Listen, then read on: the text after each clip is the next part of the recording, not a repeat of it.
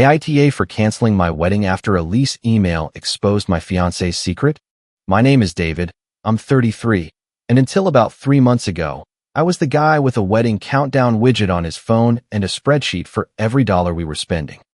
I live in Charlotte, North Carolina, and I work in logistics, which means I'm the annoying person who reads contracts before signing them and keeps PDFs named by date.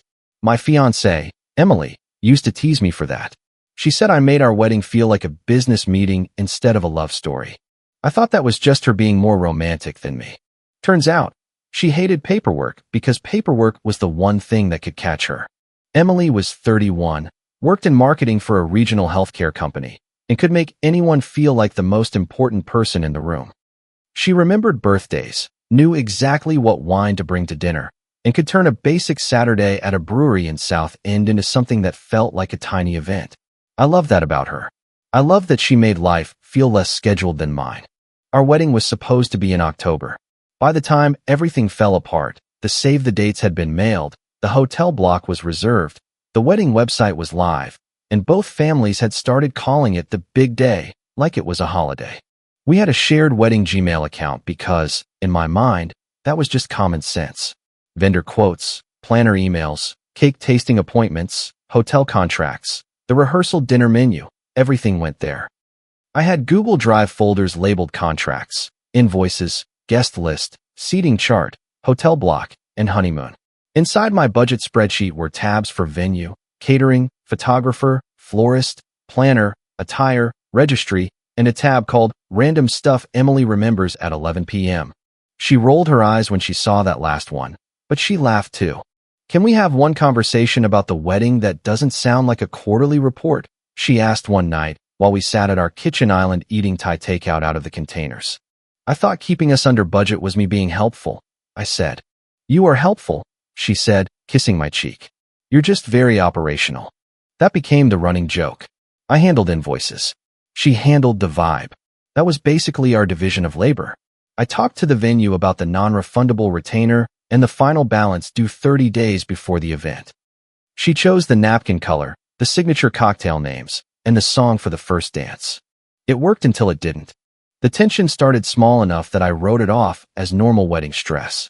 Emily got irritated when I asked whether she had sent the florist our updated centerpiece count. She snapped when I asked if she had forwarded the photographer's second retainer invoice. She accused me of caring more about deposits than about marrying her. You always need proof, she said one Sunday after brunch with my parents. That's not love. I remember standing in the hallway of our townhouse, keys still in my hand, thinking that maybe she was right. Maybe I had made the wedding too much like a project. Maybe my way of feeling secure looked cold from the outside. So I backed off where I could. I stopped asking for every receipt the second she mentioned a payment. I let her handle some of the apartment searches we were doing for after the wedding. We were in a rented 2-bedroom townhouse then, in one of those Charlotte neighborhoods with new-build townhomes, dog parks, breweries, and everyone pretending 77 traffic wasn't slowly draining their energy. We had talked about moving closer to her office after we got married, maybe into one of the newer apartment communities with a rooftop gym and package lockers. For those applications, she needed copies of my pay stubs, bank summaries, and credit-related information. I didn't think much of it. We were getting married. We were planning a life. Sharing documents felt normal. Every so often, though, she would get weird about it. I can handle this one, she said when I offered to come to a Saturday apartment tour in South End. I don't mind, I said. I already made a comparison sheet. That's exactly why I want to go alone. She smiled, but it didn't quite reach her eyes. You get intense. I just want to feel places out. I let it go. The night everything started unraveling was a Thursday. I had an early call with a vendor the next morning, and the wedding planner had said our next installment invoice was in the shared email. Emily had gone to bed around 10 p.m. after complaining about a headache. I stayed downstairs with my laptop open on the kitchen counter, cold lo mein beside me, looking for the invoice. I wasn't looking for betrayal. I was looking for a PDF with a due date. I typed planner invoice into the shared inbox. Nothing. Then installment. Then deposit. A few vendor emails popped up, along with one that didn't belong. Subject line, application approved for 2 occupants. At first, I honestly thought it was ours. We had looked at enough apartments that a leasing portal email didn't seem strange. The preview mentioned an approved application, an admin fee, proof of renter's insurance, and a move-in date. I clicked it expecting to see my name next to Emily's. For maybe 5 seconds, I thought I was reading it wrong. The approved occupants were Emily and Ryan. Ryan was her ex-fiancé, not an ex-boyfriend from college, not some random guy she had dated before me. Her ex-fiancé, the man she once told me had completely disappeared from her life after their breakup. The guy whose name came up only twice in our relationship, both times with her shaking her head like she couldn't believe she had ever been that young and naive. He completely disappeared from my life, she had told me early on. I don't even know what he's doing anymore. Apparently, what he was doing was applying for an apartment with my fiancée. I sat there with the laptop light on my face and my hands actually shaking. Not movie shaking, not dramatic, just enough that when I tried to scroll, I kept missing the trackpad. The email had the apartment community's branding at the top, a unit number, an application fee, an admin fee, a security deposit amount, and a line about the lease being ready for signature in the resident portal. Move-in date, 6 weeks before our wedding. I heard the floor creak upstairs. A minute later, Emily came into the kitchen wearing one of my old t-shirts, her hair tied up, squinting like the light hurt her eyes. "Babe," she whispered, "why are you up?"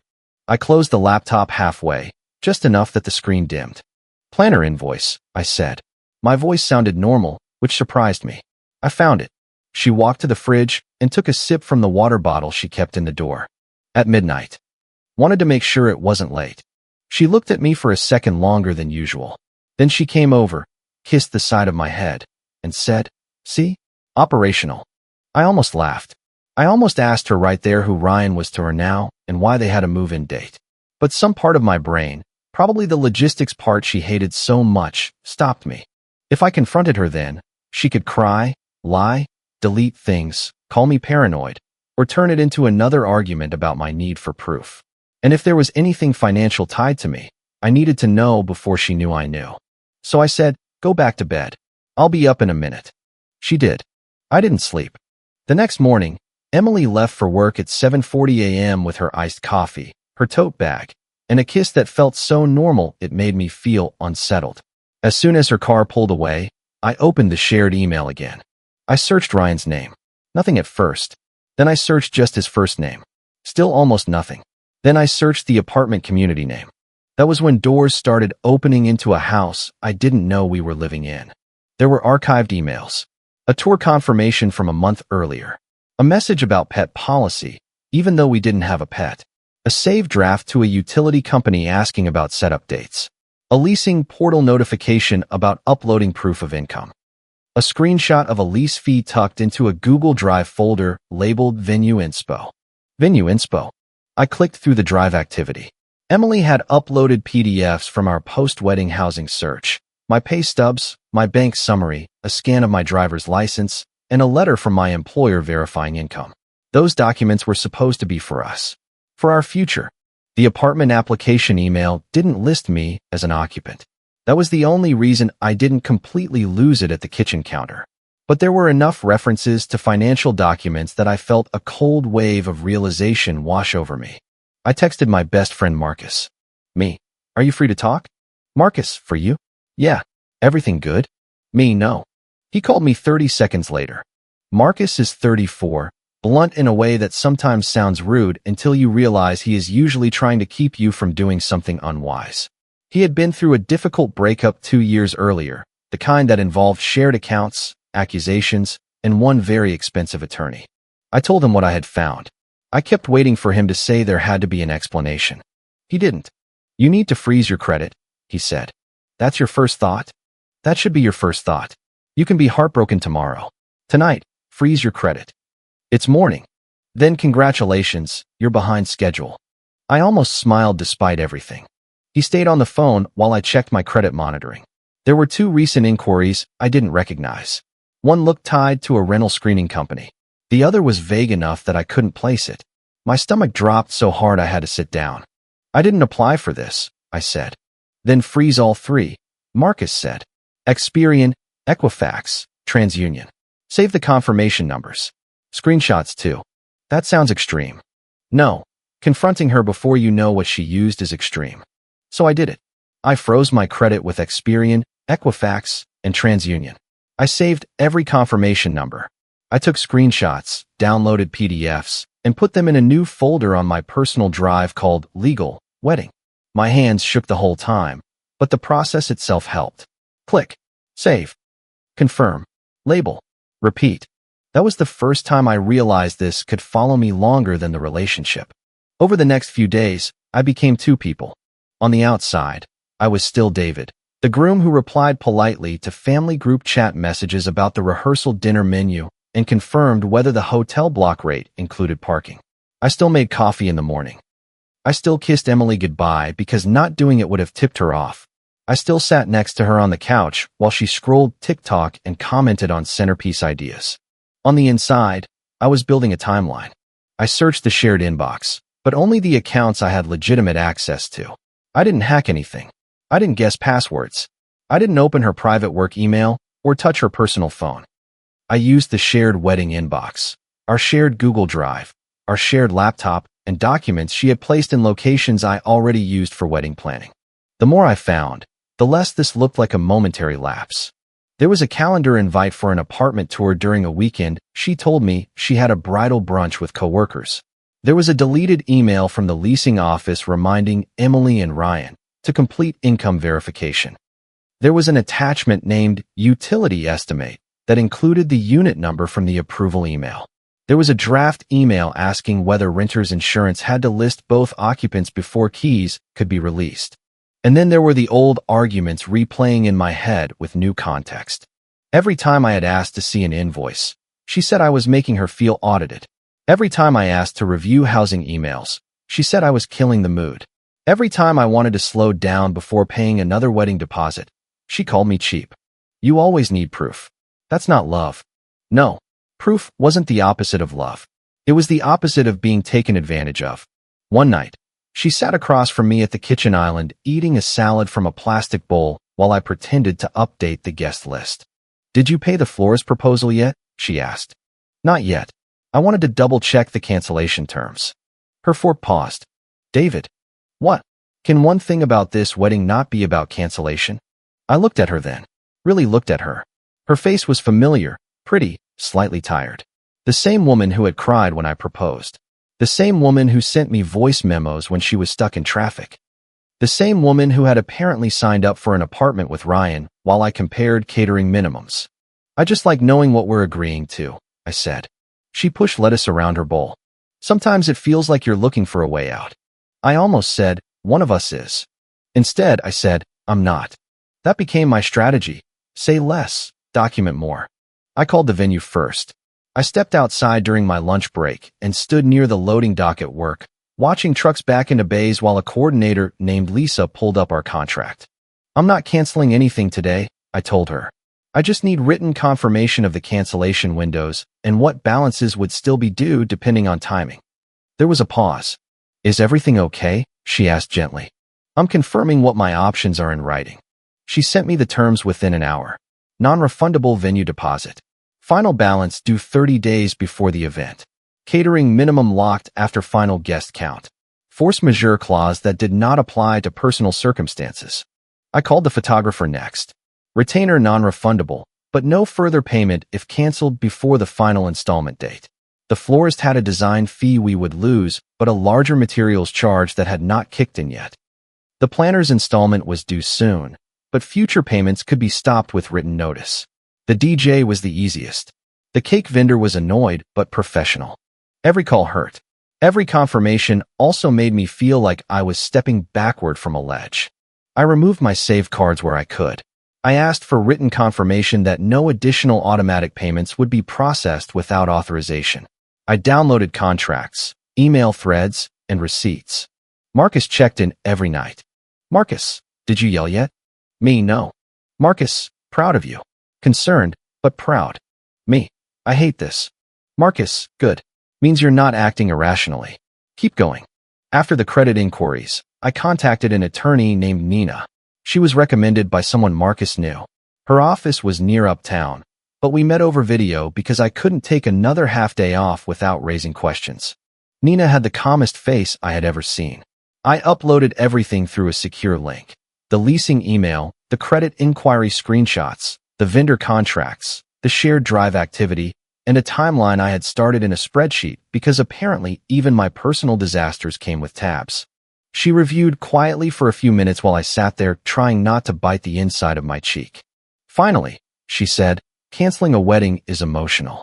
Protecting your identity is procedural. Keep those separate. I don't even know if she used my information illegally, I said. That's why we don't make accusations we can't support yet. Preserve records. Do not threaten her. Do not access anything you are not authorized to access. Communicate in writing when possible. If there was misuse of your personal financial information, we address that formally. What about the wedding? The goal is not revenge, Nina said. The goal is separation without giving anyone room to rewrite facts. That sentence stayed with me. Because Emily was already trying to rewrite facts. She started telling people I was distant. Not in a huge obvious way. Just little comments. At dinner with her parents, she rested her hand on mine and said, David's been really stressed. He's processing. In the family group chat, when my mom asked about the seating chart, Emily replied, we're taking things one step at a time. Wedding pressure is a lot for some people. Some people. Her mother, Karen, texted me privately the next day. Karen, hi sweetheart. Just checking in. Emily says you've been overwhelmed. We love you both. Don't let fear steal something beautiful. I stared at that message for a long time. Karen was 58, emotional, protective, and deeply invested in the wedding. She had already bought her dress. She had shown pictures of the venue to everyone at her church. She wasn't a bad person. She just believed her daughter. I wrote back, thank you. I'm handling some things carefully. I'll talk with everyone soon. Then I put my phone down and sat alone in my car for 10 minutes. The worst discovery came 2 days later. I was checking the drive activity again, trying to figure out when the first apartment-related file had appeared. That was when I found a PDF brochure for the exact apartment community. It had been saved under Venue Inspo, which explained why it hadn't come up in my first searches. The timestamp was 2 weeks before I proposed. 2 weeks.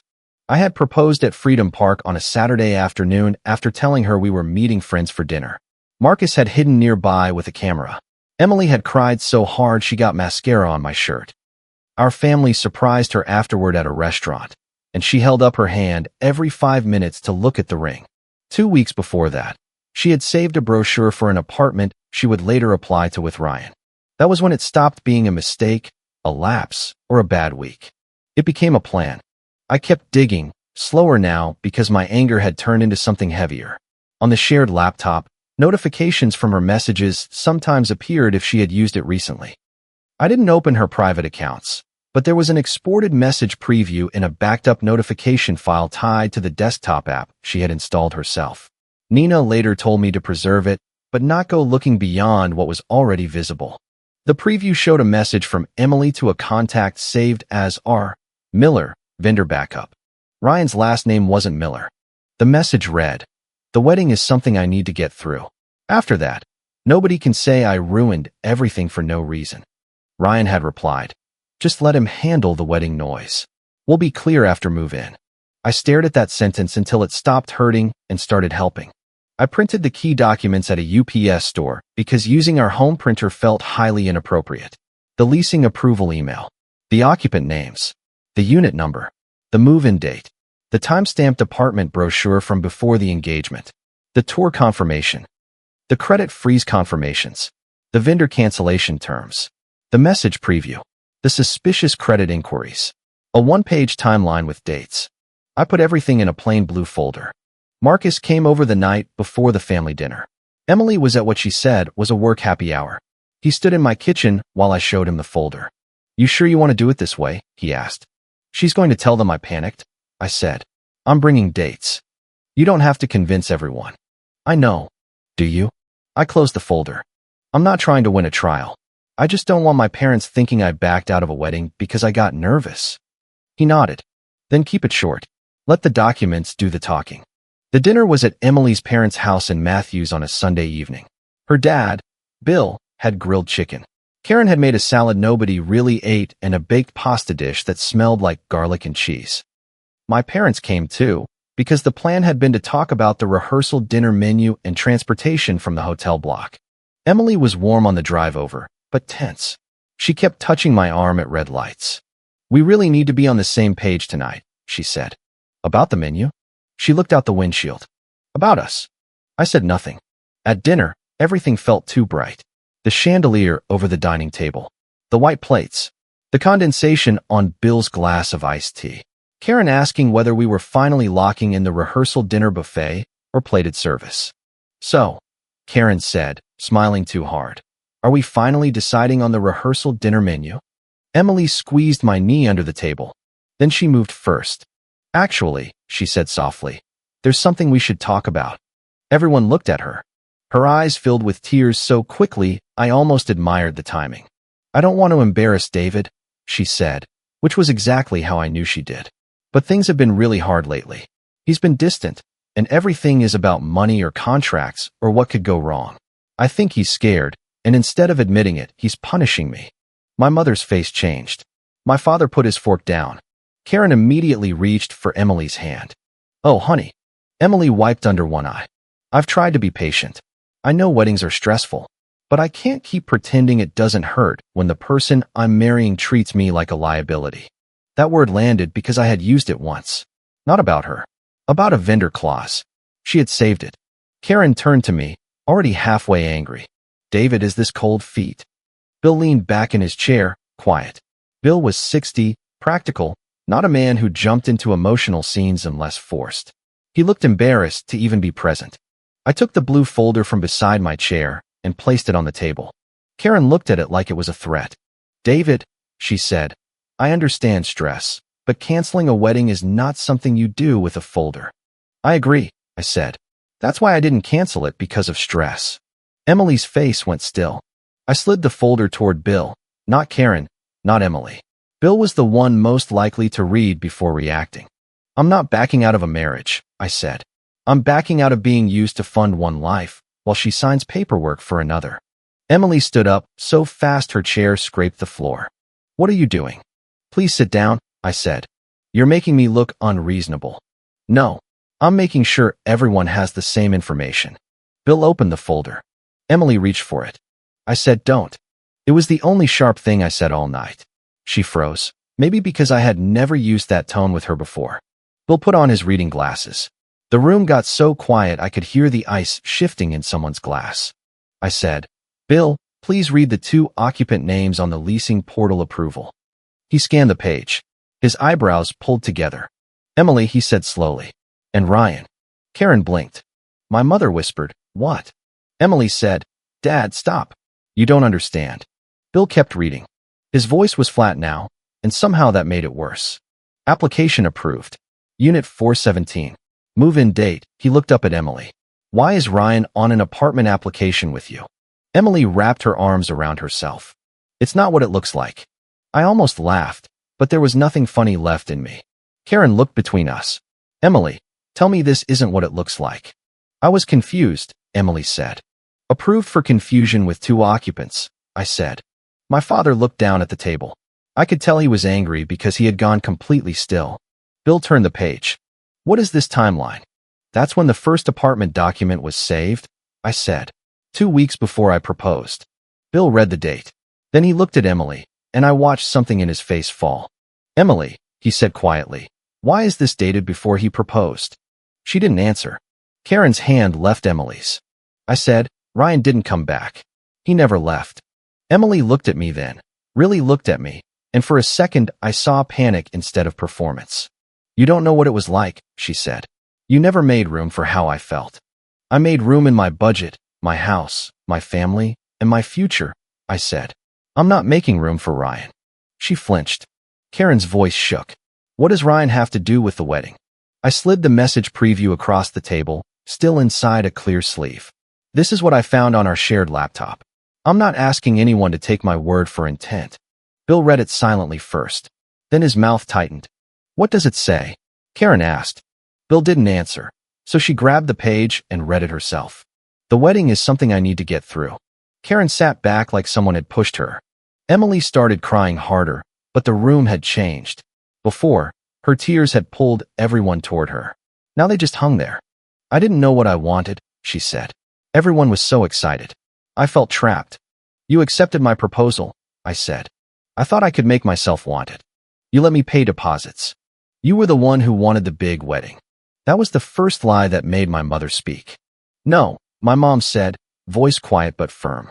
You and your mother talked about that venue for months. Karen looked at Emily, stunned. Is there more? Yes, I said, before Emily could decide how to answer. There are suspicious credit inquiries I'm disputing. I've frozen my credit. My attorney is handling communication about any possible misuse of my financial information. Emily's head snapped toward me. Attorney? Yes. You're trying to damage my reputation. No, I said. I'm trying to separate myself from what you did. Bill closed the folder and placed both hands on top of it. He looked older than he had an hour earlier. Is the wedding canceled? He asked. Yes, I said. I've already confirmed the cancellation terms with the vendors. Some deposits are gone. I'm not asking anyone to fight that tonight. I'm not here to debate the relationship. I'm here so nobody leaves this table believing I abandoned a wedding for no reason. Emily stared at me with wet eyes. You planned this, she said. I said, so did you. Nobody yelled after that. Somehow the quiet was worse. Karen cried, but not in the way she had cried at the bridal shower when Emily opened the engraved cake knife. She cried like someone realizing the story she had been defending was not the story at all. Bill told Emily to go sit in the living room. She refused at first, then left the table when Karen couldn't look at her. My parents stood up. My mother hugged me in the hallway and whispered, I'm so sorry. My father put one hand on my shoulder and said, you did this the right way. I didn't feel like I had done anything right. I felt hollow. Emily followed me outside as I was getting into my car. David, she said, her voice strained. I turned around. The porch light made her face look pale. You didn't have to do that in there. You were already doing it in there, I said. You just expected me to sit quietly while you made me the reason. I was scared. So was I. That's different. Yeah, I said. I was scared after I found the truth. You were scared people would find out. She started to say something else, but I got in the car. My hands were shaking again, so I waited until I could breathe normally before pulling out of the driveway. The next week was difficult but quieter than I expected. Emily called 23 times the first night. I didn't answer. She texted paragraphs. Some were apologies. Some were accusations. Some tried to explain Ryan as unfinished emotional business. Others blamed me for making her feel like she had to hide. Emily, you didn't have to embarrass me in front of my family. Me, you planned a separate life in private. I corrected a public lie. Emily, I loved you. I was confused. Me, I'm not debating the relationship by text. Send anything financial through Nina. Emily, of course. David and his documents. I didn't reply. 2 days later, she tried the family group chat. She wrote that the wedding was canceled due to private relationship issues and that she hoped everyone would respect both of us. Before I could even decide whether to respond, Bill did. Bill, this is not accurate. The wedding is canceled because Emily entered into an apartment lease process with Ryan while engaged to David. Please do not pressure David. The chat went silent after that. Ryan disappeared faster than I expected. I never confronted him directly. I didn't need to. Nina sent a formal letter regarding the possible misuse of personal financial information and the suspicious inquiries.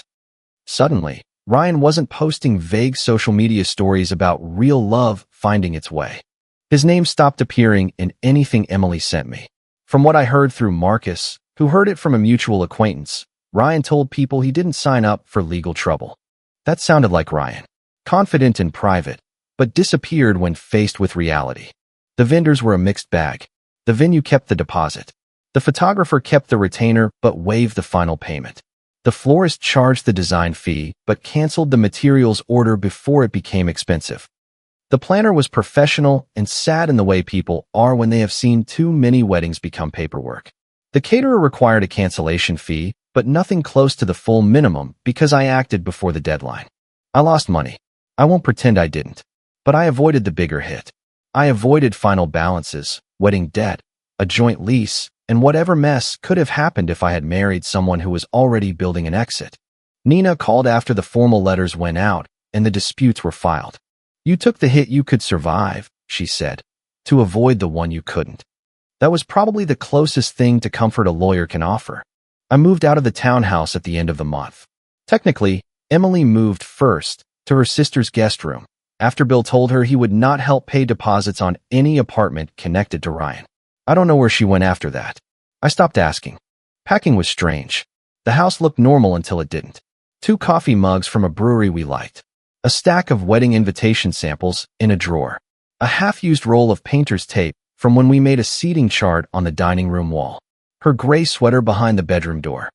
My suit hanging in the closet, still in the garment bag from the tailor. I deleted the wedding countdown widget from my phone while sitting on the bedroom floor, surrounded by boxes. It had said 74 days. For a second, that number made me feel like I had failed at something. Then I remembered the move-in date on the leasing email. She would have had keys to that apartment before she ever walked down the aisle. I deleted the shared calendar next. Cake tasting. Final venue walkthrough. Photographer balance due. Marriage license reminder. Honeymoon packing list. One by one, the little colored blocks disappeared. After that, I opened a new spreadsheet. Not for a wedding. For my own apartment search. Rent, commute, parking, utilities, application fee, admin fee, renter's insurance. It should have felt depressing, but it didn't. It felt like returning to a language I understood. For months, Emily had made me feel like being careful meant I was unromantic. Like asking questions meant I didn't trust her. Like wanting records meant I was building a case instead of building a marriage. Now I think the right person won't need me to become careless to prove I love them. The worst part wasn't losing the wedding. It wasn't the deposits, or the embarrassment, or even seeing Ryan's name where mine should have been. The worst part was realizing I had been auditioning for a marriage she had already left. I was embarrassed for a while. I still am, sometimes. It's hard not to feel foolish when people saw you counting down to a future that someone else was quietly replacing. But I'm not ashamed anymore. I protected my credit. I protected my parents from writing more checks. I protected myself from legally tying my life to someone who could smile across the kitchen island and ask about florist payments while waiting on lease papers with her ex. I didn't lose a wife. I lost an illusion. And for the first time in months, my life felt real again. If you like the stories, don't forget to leave a comment and support the channel by subscribing. See you in the upcoming stories.